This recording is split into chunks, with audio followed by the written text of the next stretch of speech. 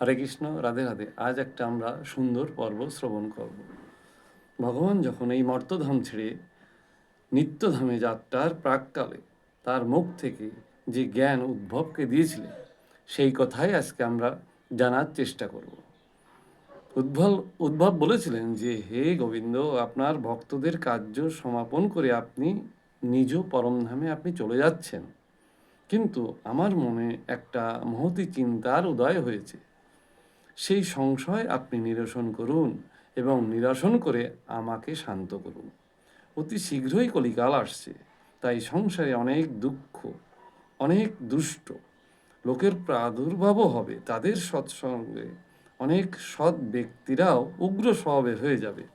তখন তাদের ভারে পীড়িতা হয়ে গোরূপিণী ধরিত্রী কার শরণ নেবে?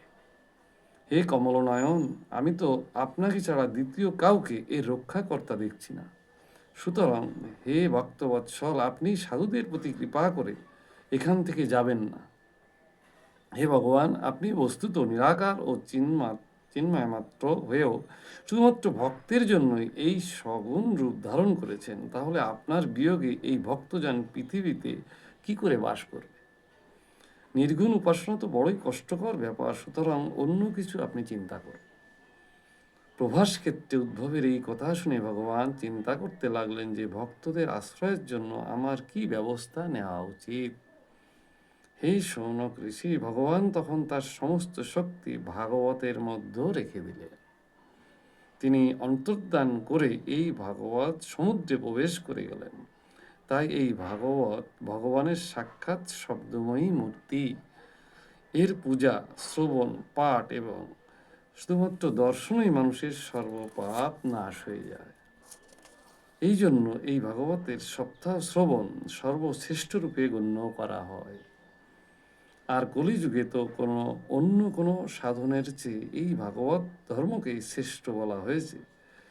কলিকালে এই শাস্ত্রই হলো এমন একটি ধর্ম যা দুঃখ, দারিদ্র, দুর্ভাগ্য আর পাপ মোচন করে দেয় এবং কাম ক্রোধাদি রিপুর উপর আধিপত্য প্রতিষ্ঠা করে।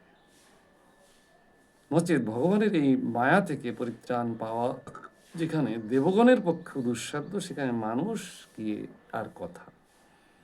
সুতরাং এই মায়ামোহ মুক্তির জন্য সপ্তাহ শ্রবণের বিধান করা হয়েছে।